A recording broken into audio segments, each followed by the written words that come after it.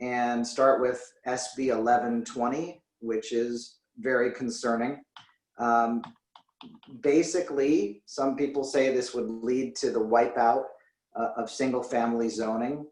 As far as we can tell, it allows the subdivision lot into 2 lots, and then potentially putting 2 homes on each of the subdivided lots.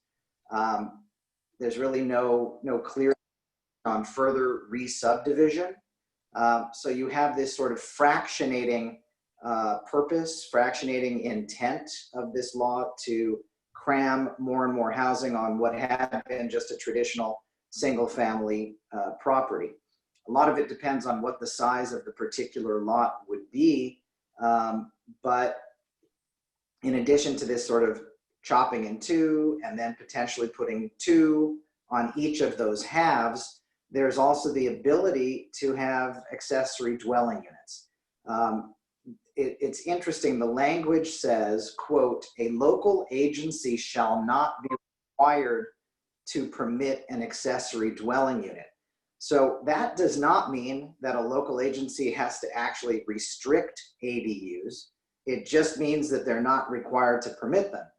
So that discretion would throw open to even more densification of these lots, because if you can subdivide and then put 2 homes, and then each of those homes can have an ADU, you might suddenly be having this exponential 4-unit or even 8-unit scenario.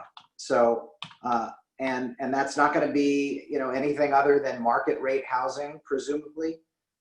So when you look at the trend there of how all of a sudden you're taking and incentivizing established communities that have normal single-family residences or other lower density development, and saying you can split these things up into smaller and smaller subdivisions. This would amend the zoning and planning law and also the Subdivision Map Act.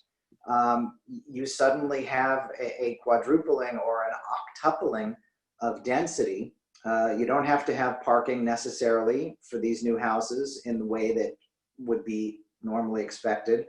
So again, potentially we're looking at 4 to 8 more units where a single family residence has. No affordable units are required, so there's not even that trade-off, and that means that this would just add to the affordability crisis. There's again the parking limitation here, just 1 parking space per home in most communities. It applies to urban areas of 2,500 people or more, so basically it would sweep in the vast majority of homeowners in the state.